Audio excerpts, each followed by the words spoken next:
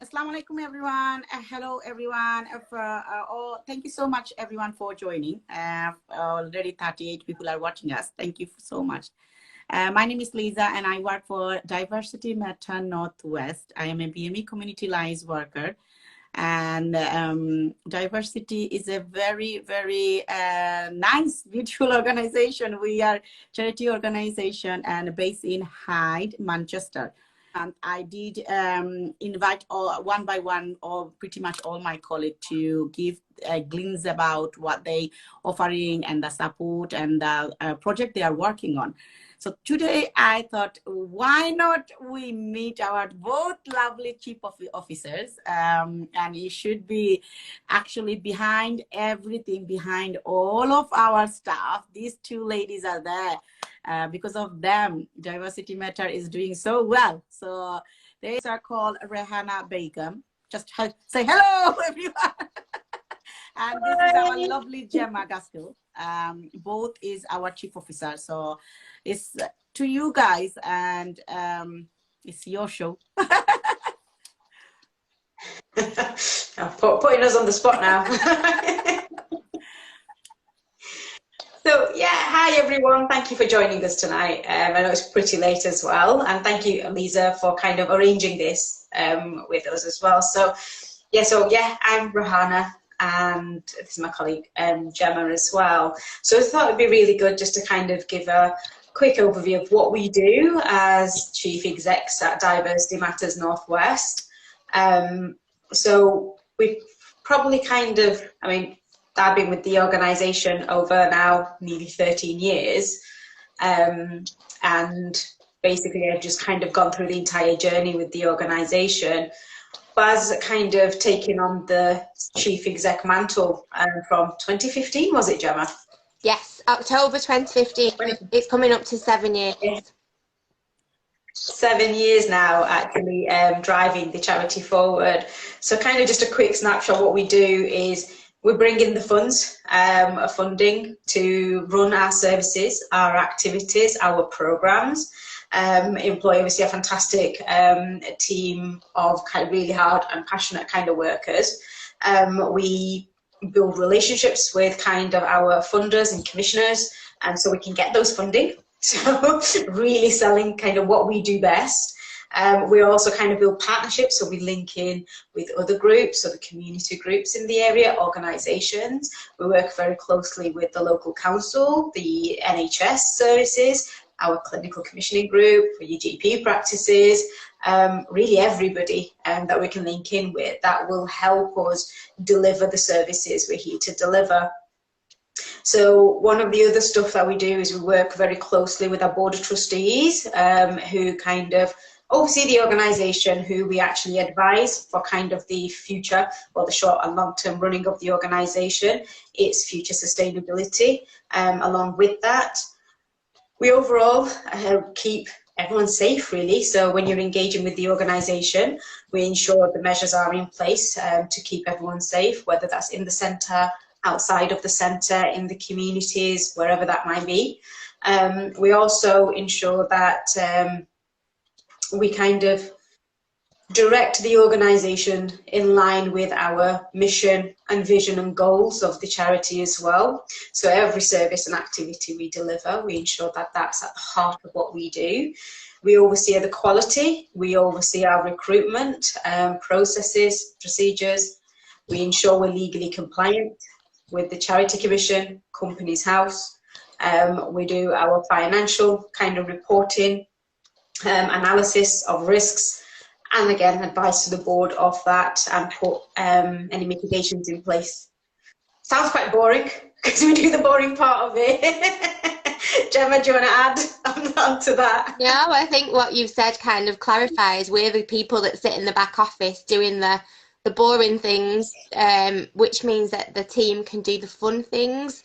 I think with regards to our organisation, our role is to make sure that people living in Tameside who are from minority communities get the same access to services as everybody else in the borough. As Rehena said, that does take a lot of kind of negotiation and explaining and research with people that give that money to organisations to be able to do that. But yeah, we do have a great staff team. We have a team of development workers who actually go out and work with the people in the community, and we kind of just sit in the back office and make sure that that can happen and happens safely, and happens in a way that means that we're doing it properly as a charity, really. So how did you, both of you, connected in this organization? How your journey started at the beginning? Before we get to that, I just want to point out, so Gemma mentioned we sit in the back office. This is the back office. You can just see the chairs behind us. This is where we sit. So just to give an insight into actually where we do actually sit. So yeah, I think, Gemma, do you want to start on that? Yeah, okay. So I joined Diversity Matters in 2012, and I joined as the youth work coordinator.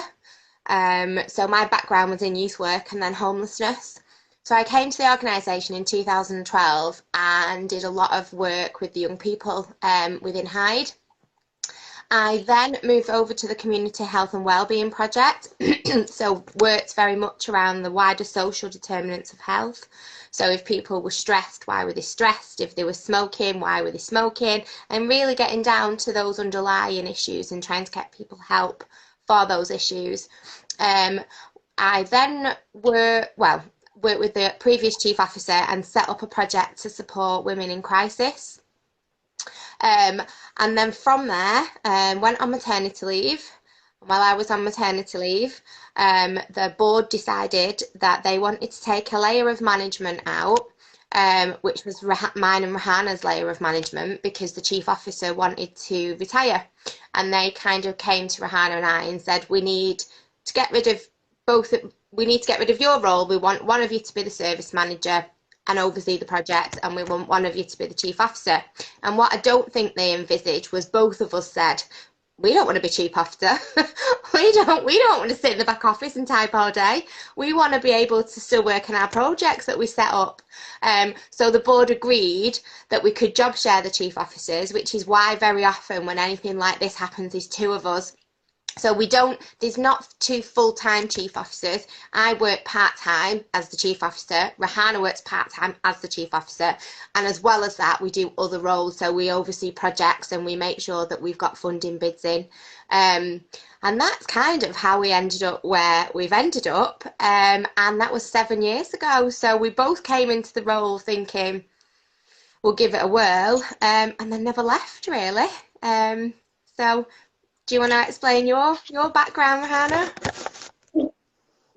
Yeah, I think I touched on that a little bit. So yeah, I've been here a little longer than Gemma, so I think I touched on 13 years, possibly longer than that. So in a nutshell, the charity itself started in 2007. So I was probably the second staff member they recruited after back then, my chief officer then as well. So I've really kind of worked from day one with the charity. And my work was development work, and I've never done that before. It was my first time doing development work, and I've absolutely loved every second of it. It's been a rewarding and just an amazing journey, just seeing people grow and develop, only because you're there to kind of listen, get those opportunities to them, remove those barriers that they face, and just kind of almost give them that moral support to achieve what they can truly actually support. So that, I mean, the whole journey has been absolutely amazing, and that's why I'm here after 13 years and now, you know, one of the chief execs running the organisation and giving those up, making sure those opportunities are embedded in every single level of activities we deliver. So my background probably has been the boring side before I joined here. So very much administrative, financial kind of background. So when I did take on the development role, that was a complete kind of really fascinating area for me, because I love being creative. I'm an ideas person. I like my organising of events. So when I did first join, within 6 months, I kind of coordinated and managed the employment programmes, the community arts programme. We had a breastfeeding support programme working with kind of the NHS, Tameside Council, our Shore Staff partners. So we did a kind of massive amount of work around there, managed the volunteering program, the health and well-being work that we did with the NHS. We did loads of kind of pilot projects within that, and kind of took on different roles as kind of I grew with the organisation. And yeah, it's been an amazing journey. So yeah, kind of now at the moment, like Gemma said, we took on the job share role, and it is very bizarre when people hear that we job share the chief exec role, only because he envisions there's a lot of clash in our decision making. But I think it's worked wonders for us because it's been so good, and it's been a supportive kind of partnership between us as well. So we have different strengths. And yeah, so we've just worked really, really kind of well in the last 7 years in a sense as well for us. And like Gemma said, we're here now 7 years on, managing the organisation, bringing in the funding, sustaining our services, the activities, recruiting from the local community. So we're very much invested in growing our own. So we will provide opportunities for people from the community to join as volunteers, as service users, understand the work we do, apply for the positions that do come up, support them in those journeys as well, and actually then kind of climb the ladder as well. So we're very much kind of invested in the local community that we're in. Good. So yeah, well done, well done. Over the years, like if I ask, like what is that achievement was this organization, and how it became here, and what is the future plan? So I thought it'd be nice actually to give a quick background about the charity. So I think we touched on, so the charity kind of formed itself in 2007, and it used to be called Hyde Community Action back then. So, and it delivered solely in the Hyde area. So all the work we did was focused in the Hyde area. And what we realised was we had a lot of phone calls and inquiries from other people across the borough itself, from Tameside. And we started to kind of open up our activities kind of naturally, and started to see a lot of interest for the work that we did do, because we did it well. We started to have partners wanted to kind of partner with us in different areas to deliver what we did in where they were. So after a lot of kind of conversations with our board of trustees, we did quite a big organisational strengths review. So as soon as me and Gemma came into the position of a chief exec, a year in, we did an organisational review where we consulted and spoke with our staff, our board of trustees, the community, our volunteers, and really kind of tried to glean where we should be, where they feel we should be. What that transpired was we needed to be across the borough and beyond in terms of the work we do. Because like Gemma said, one of the fundamental aspects of our being and the existence of this charity is to tackle those inequalities that exist in services. So widening those opportunities and building those opportunities for people that would not normally access or struggle to access something. So the role we played was fundamental in us, and the conversation was really important for people to get the right help and support when they need it and where they need it. So we went through that strengths review, and then we went through a name change. So it was then that we kind of then decided would be Diversity Matters Northwest, because that then opened up possibilities of future expansion for the charity across the Northwest in terms of the work we did, and also justified us working across the borough itself in Tameside and then across Greater Manchester. So that's kind of where we kind of started. But I think because we were grown in Hyde, that's where our passion lies, our focus lies in Tameside and in Hyde, and there's a lot of work to do. So that's why we're still here doing a lot of that focus work, and a lot of our work is kind of around that, and a lot of our funding does call us to work in this local area. So again, it's around, we're about kind of challenging those inequalities with a lot of services in health, well-being, education, employment, ultimately to help people to develop the potential and to support each other in whatever they want to actually do. And what we tend to do, and the team tends to do, support them to achieve that. So that's kind of a quick background. So ultimately our values, our principles for the work that we do is we empower, we enable people, we listen to what they want, and then we'll take that and then seek the funding to develop programs and projects that will support people. We're culturally sensitive. We have a team of trilingual workers. Our volunteers are all from the local community as well, with extensive skills, knowledge and expertise. We're very transparent and honest, and we try and involve everyone in every stage of the decision making for the charity.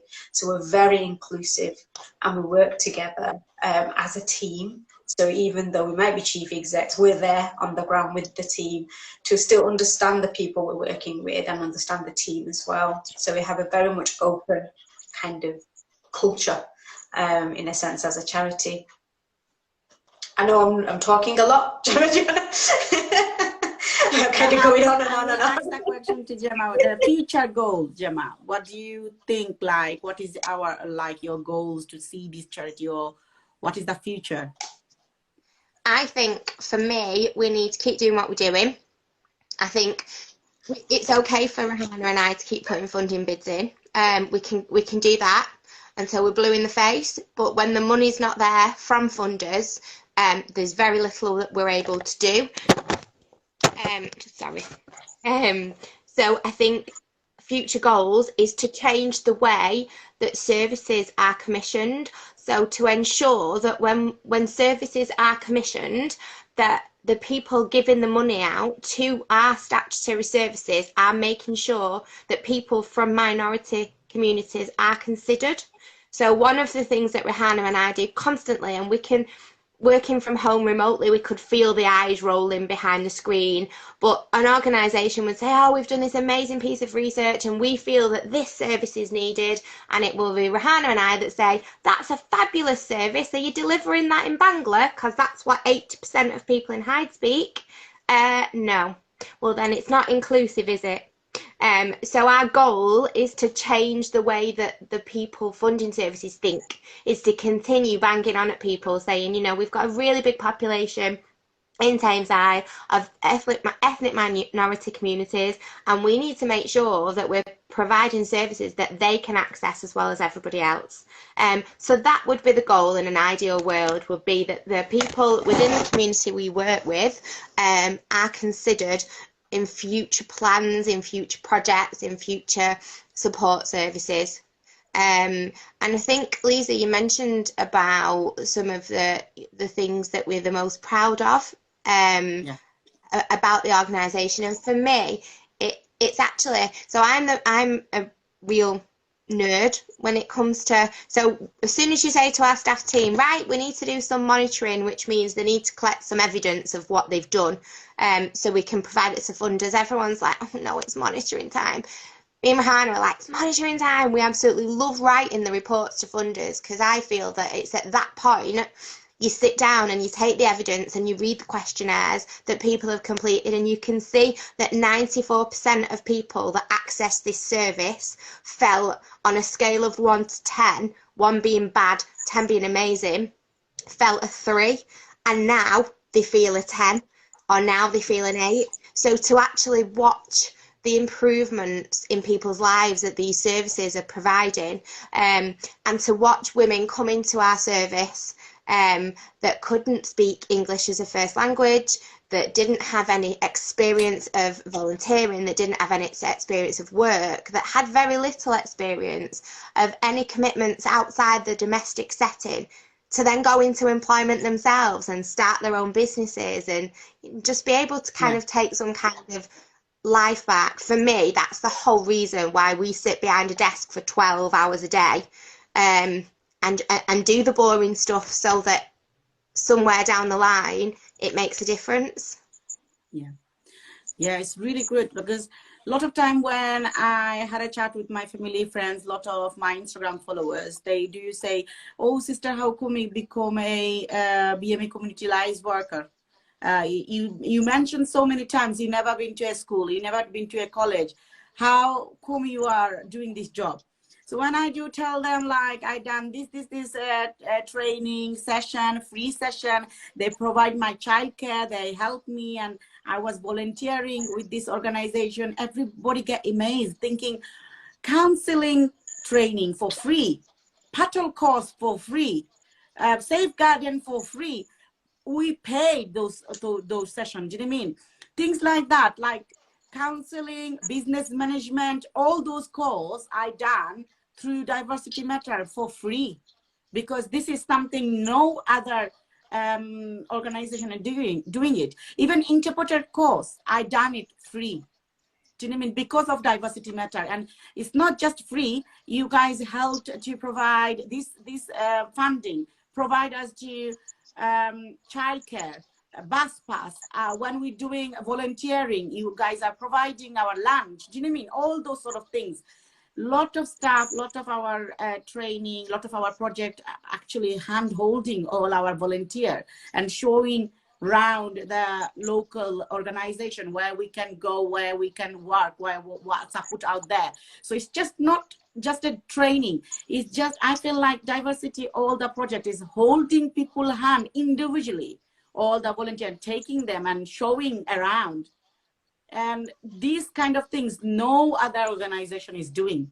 But one question is always come to my mind. When you start the project, when diversity start the project, definitely there is a lot of barrier definitely going to be there. How you find it now? Like when the organization started, this is the first community organization started in Thameside, what providing that kind of support to BME for people. That time barrier, and now, what do you think about it? The barrier you guys faced that time and now. I think it's still, I think there are still a lot of barriers, and I think a lot of the barriers that the community face are kind of at the top of the chain. So I mentioned before about the way services are commissioned, and that kind of that stops with the top people that can make that change. We can just keep mithering them and bugging them, and try and get them fed up of us so that they'll do something. I think we've worked really hard for 13 years to get the community to trust us, and I think the community do trust us. So I think that barrier has died down a little bit. But I still, because we still have quite a lot of migration into Hyde from Select, we're still getting women that are coming through, particularly that are from very rural villages that don't speak English, that don't have any kind of educational skills. So we're constantly repeating the things that we've been doing for a long time.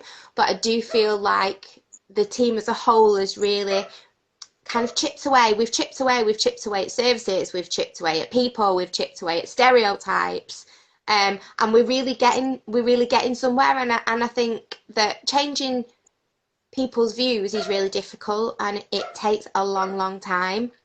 And I think to give an example of what I mean is, so when I first started doing my development work, we talk about going out into communities, and they were always called hard to reach communities, kind of making it sound like it was the community's fault. Oh, we've not worked with them because they're hard to reach. And now the wording is hardly reached. So actually we're putting the onus back on those services. It's not that the communities are being awkward and difficult, it's that services are not able to reach them. So okay, we've realised that, what can we do about it? So I think we've still got barriers. I think we'll always have barriers. I think we're building up the trust and we're chipping away at them bit by bit, and we've gained 13 years of trust. So we've got people behind us now to help us to kind of start eliminating those barriers. Do you think, like, because of the I think all the staff is always on the field, and because it's a local organization, people trust, people know the face, and that's why they are allowing their ladies to go out and do activities and coming to the center when they need it and get together, and whatever is session going on, they love to come and join. Do you think like this help as well? Oh, definitely. Yeah, I think that definitely is a massive part of the engagement we have in the community, and that's what partly the reason we train and develop people from the local community to then run these programs ourselves. I think at the moment I'd probably say what 70% of our workforce are from the local communities that we're working with, that have either come through our volunteering programs or our service users and so forth as well. So we're really invested in that, and it's very important for them to be visible in the community so people can see them as a person, and can relate to them as well. And I think that's also key, is that relation to them and being open-minded. I mean, the team do a lot of work linking in with the local schools, so they're trying to be present in different areas so people are more aware. So in terms of kind of going back in terms of the barriers, unfortunately they're there still, but we're still kind of chipping away at that at every stage.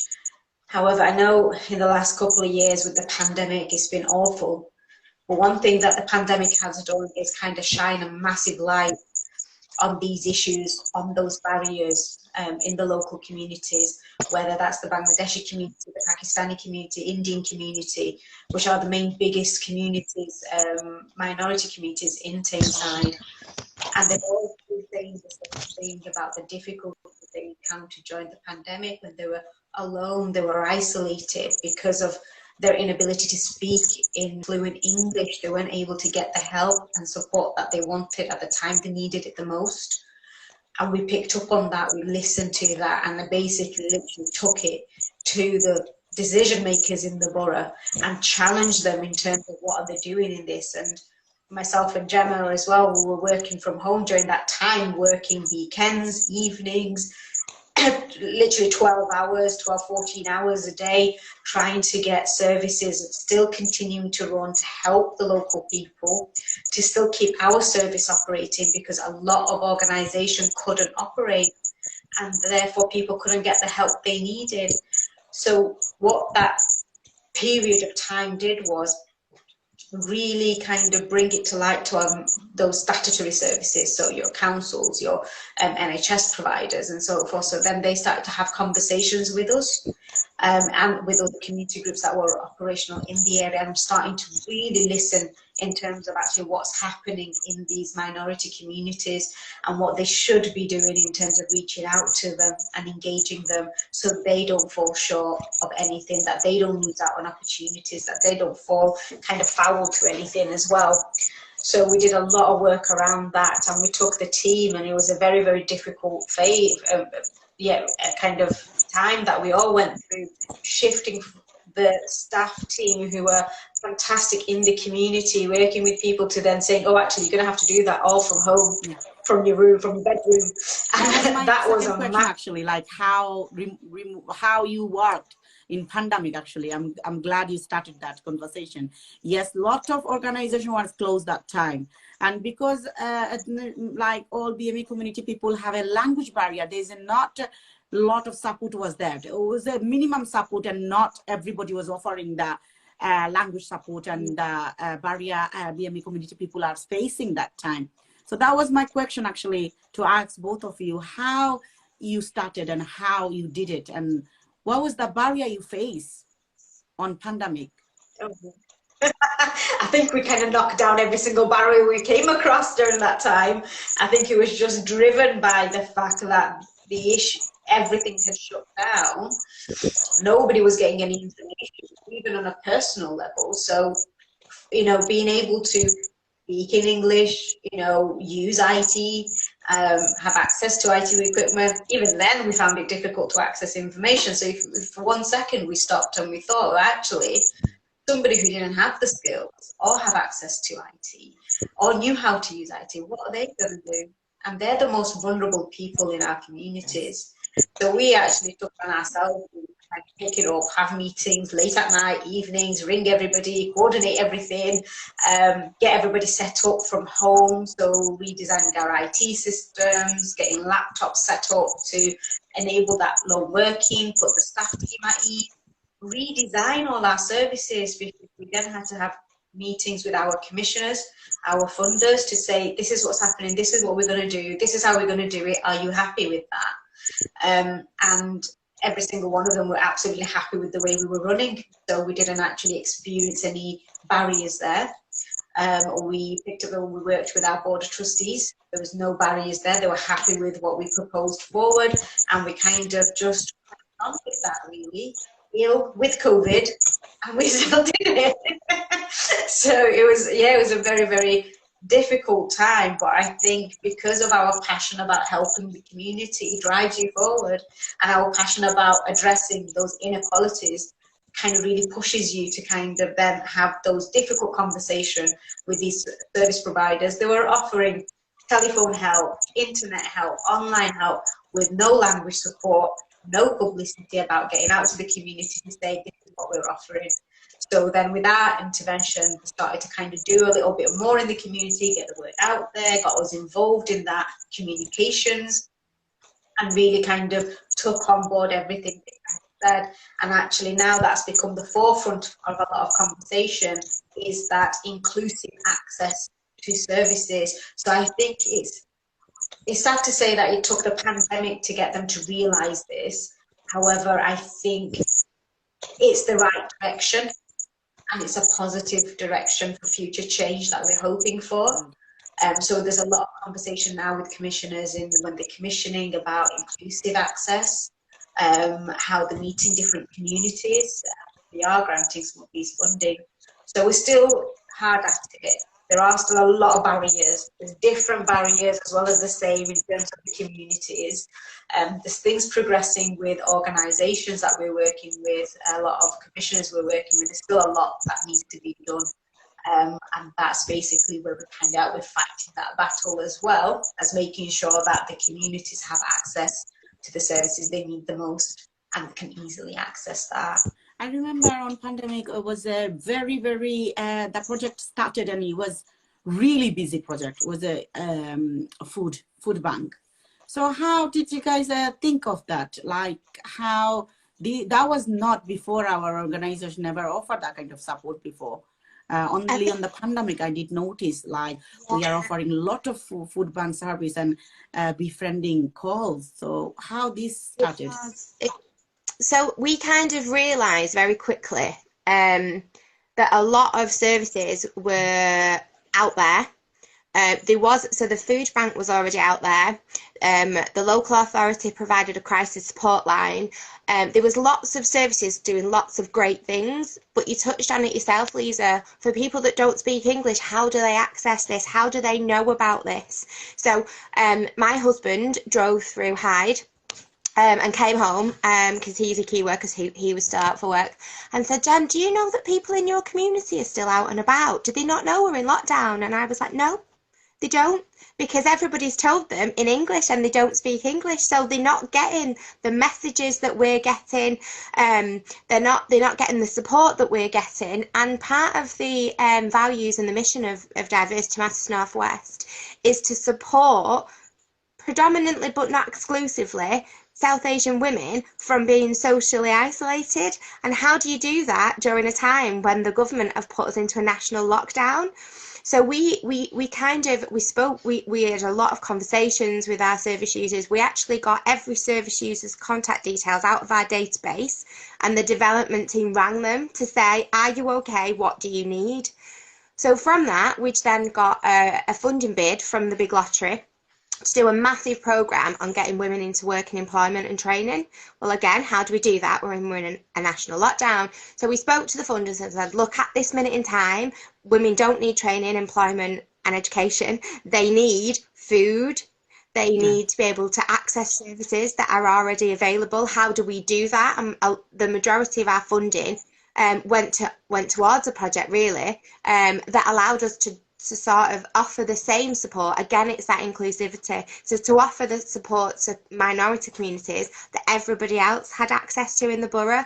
And then we rewrote our services. So a lot of our services were face-to-face, run by a peer mentoring model. So we changed that. So we got funding for mobile phones, and gave our volunteers and our clients mobile phones if they needed them. And we changed that service so it was an over the phone service, so that, yeah, we could still support people who were isolated, but do it in a safe way and do it in line with government guidelines, but yet support funders to meet their own requirements at the other side. So it was completely a matter of, within about 4 weeks, rewriting the whole of the charities programme delivery, really. We didn't have technology that allowed anybody to work from home.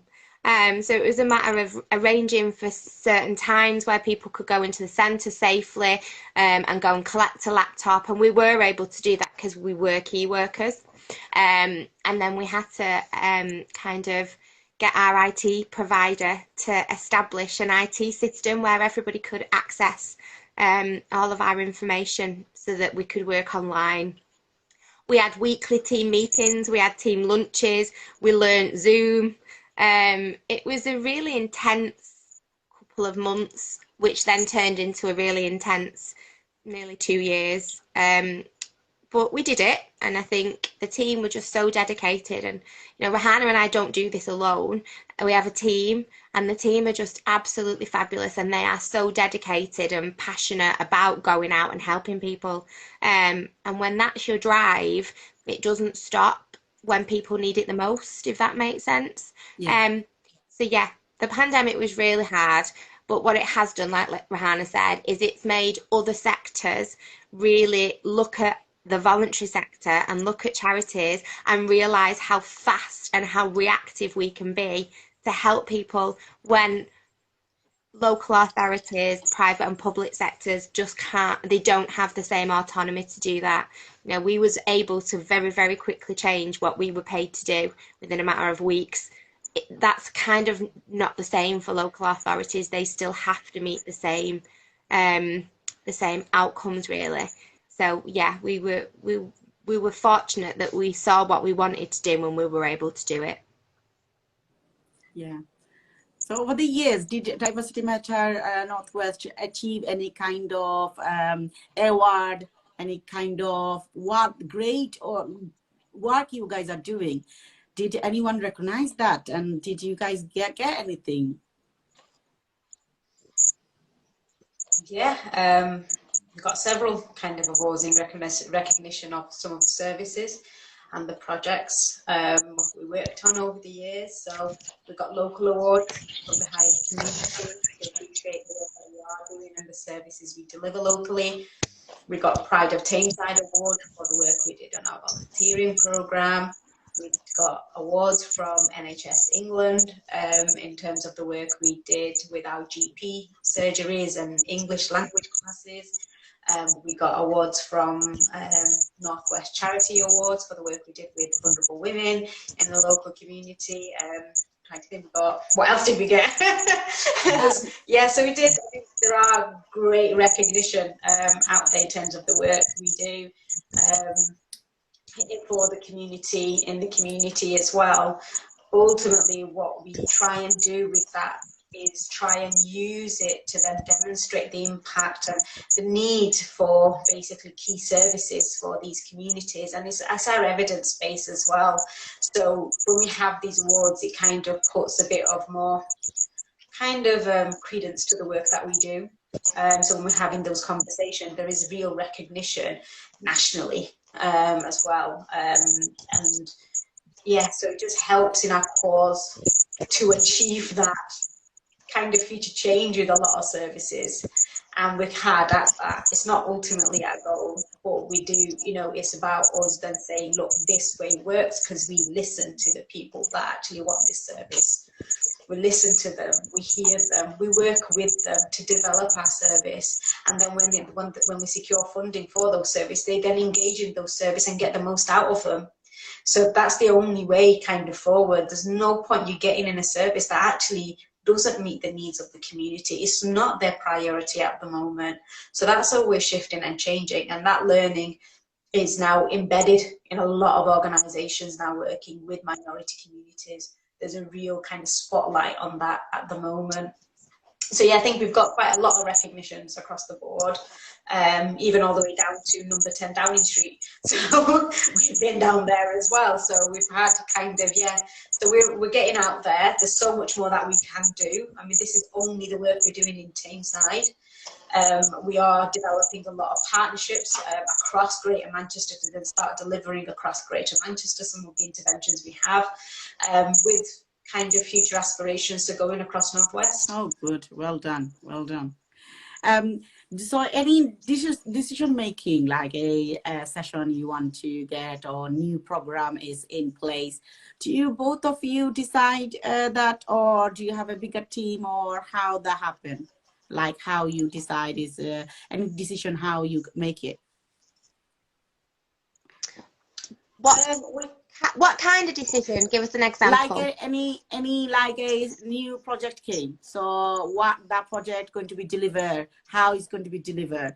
Okay. Do you guys sit down with a big group? Like you did mention, I think a board members, trustees. Do you guys all sit down together, or what? How do you guys plan it? We don't plan it. So all of our staff teams go out into the community and do community consultations and ask the community what is needed. When the community respond and tell us what is needed, then we will look for funding to source that. We will make sure the board are happy with that and they feel that strategically we're compliant with the Charity Commission and it's aligned with our aims and values. And then we will look for funding for that. When we get the funding in, we then turn it into a project. And that's kind of how our development work progresses, really. So we're very much a needs-led organisation. At no point do Rehena and I sit at our desks thinking, right, what can we do? Let's do a project around fruit making.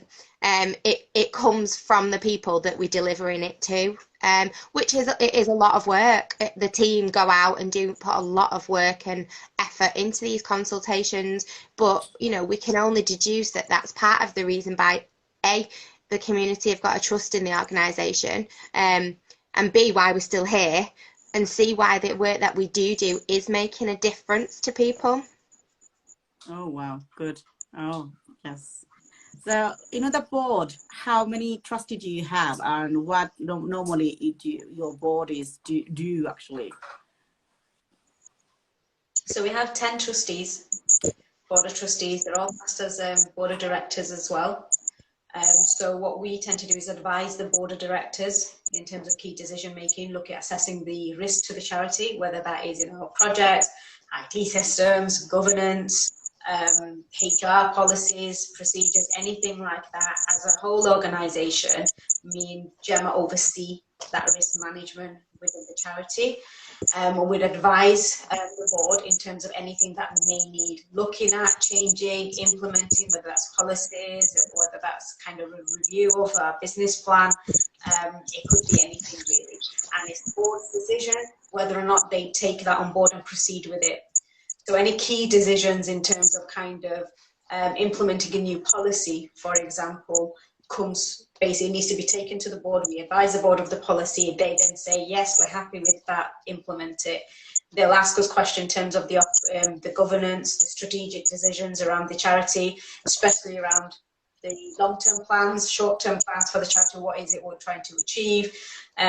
What are the funds? So they have quarterly reports in terms of the progress of current programs. What are our future plans?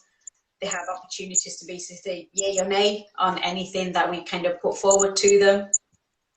So really, ultimately, the main decisions for the charity lies in the hands of our directors.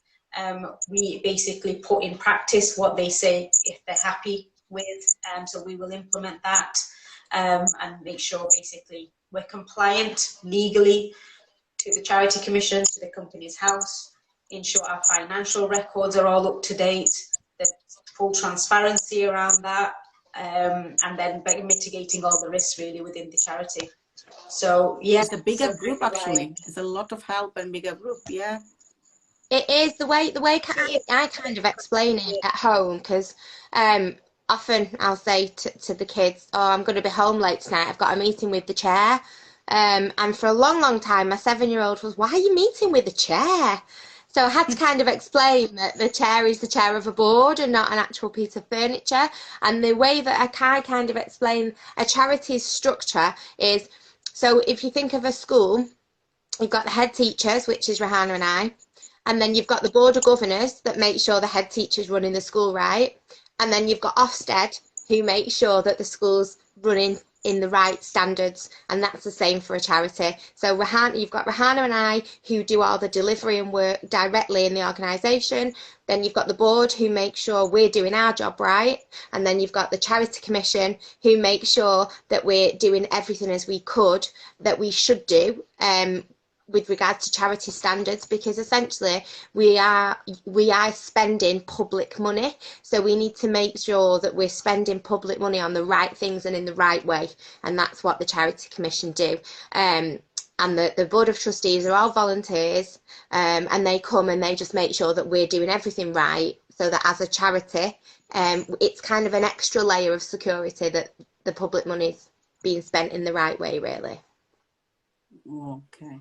Last question of mine is, like, you guys both touch on that. I did ask the question, how do you find it, the barrier about our community and BME community be open up and join your service? What do you think of, like, was there any barrier, big barrier, or still there barrier to connect other organization to this organization and challenge them, actually there is a need for BME community peoples, and there's a lack of this service are not out there. There's not enough support service. Do you find ever it's a very challenging to, like, connect with other organization and let them voice yourself out, actually? Yeah, totally. And I think, just to give a really quick example of that, so say for example we go to a mental health service and we say, look, your mental health service is not catering for people from BME communities whose main barrier is language. Now, we know from the work we do that people from communities that we work with, from minority communities, do still need help for mental health. It's there. We all have problems with mental health. Doesn't matter what community we're from. So we say to these people delivering services, look, you need to make sure that your services are inclusive for people who don't speak English. And they say, well, we don't, because nobody comes to our services that don't speak English. So it's a catch-22. So nobody goes, because when they do go, nobody understands them. So then nobody goes. So then the services don't think that they've got no evidence to prove that there is a need to do that. So we're constantly in a cycle. We're constantly trying to find different ways of explaining, and that's why we do a lot of work with different services, support services, to provide that link, if you like, that kind of bridge, so that we can encourage people to use the services, encourage the services to have the right support, which then means we've got the evidence to start getting the right sort of need and funding to do that work. Does that make sense? Yeah. Do you want to add anything, Rehena? No, I think, yeah, Gemma's kind of explained it really, really well on that one. But yeah, it's a lot of hard work and graft to get organisations, because like ourselves, they have an organisational structure who they report to as well, and they probably have different procedures they need to kind of follow and adapt and take direction from. So it's not just working with the organisation, it's working with their systems. Yeah. And that's what we want to basically shift and change, is that shift them. That's a nice word. Combine both together.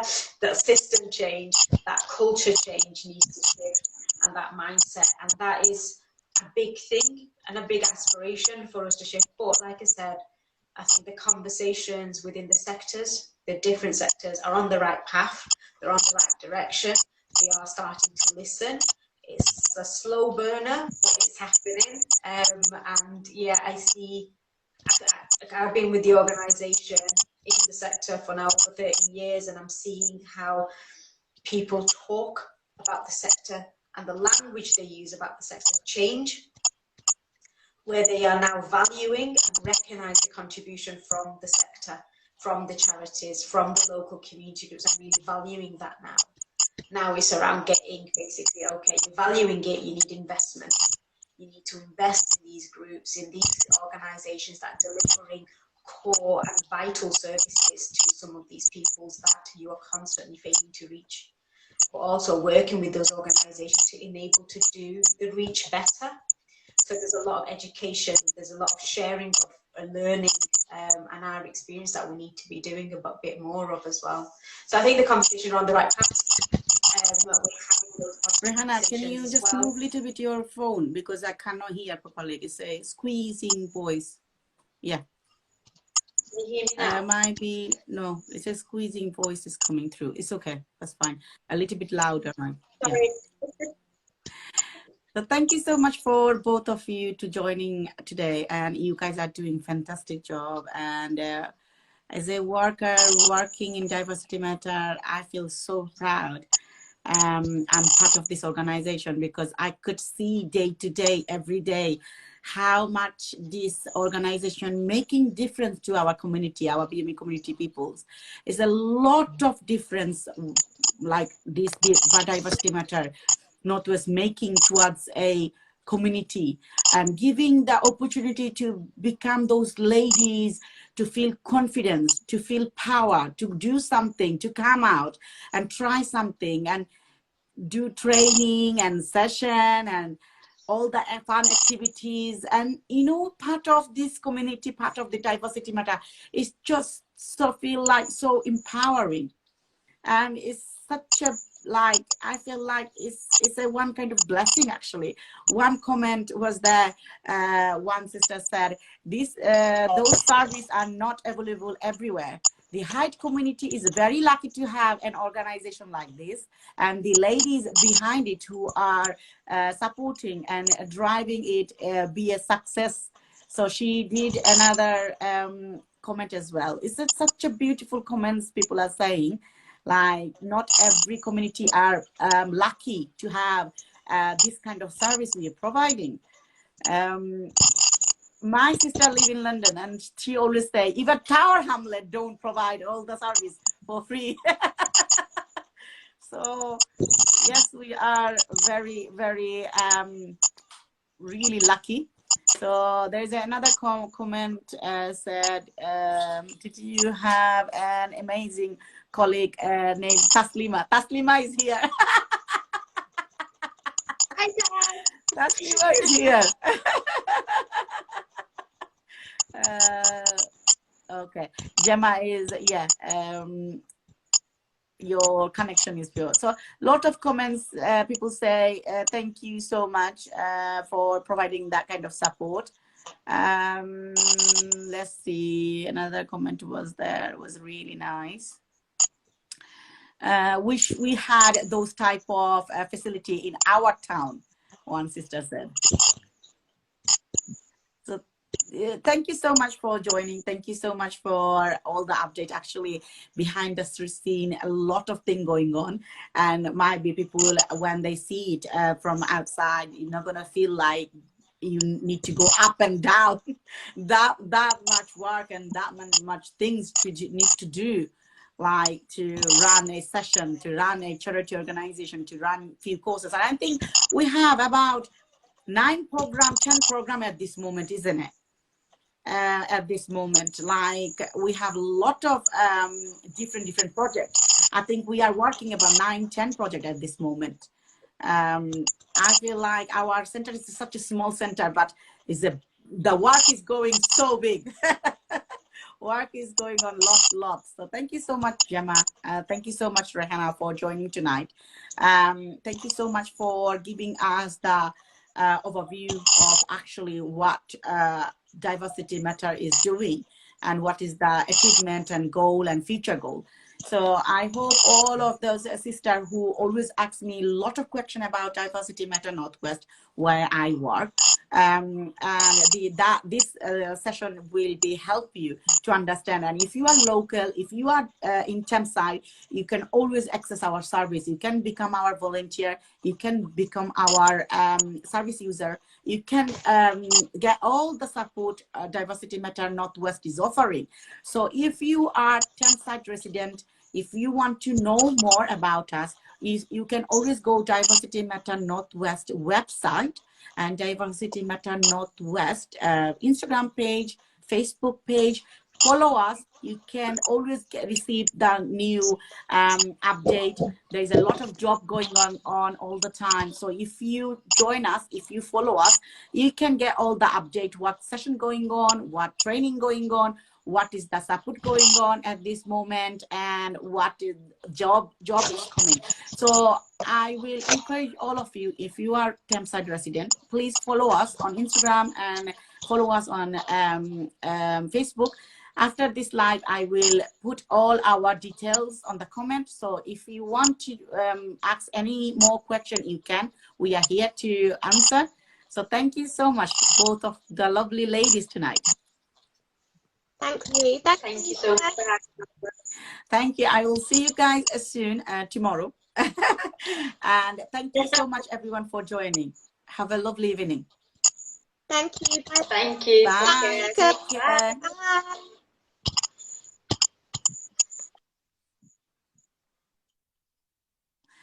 So thank you so much, everyone, for joining. Thank you so much for being patient and listen to this live. I hope this session will help you and you can understand a little bit more about it.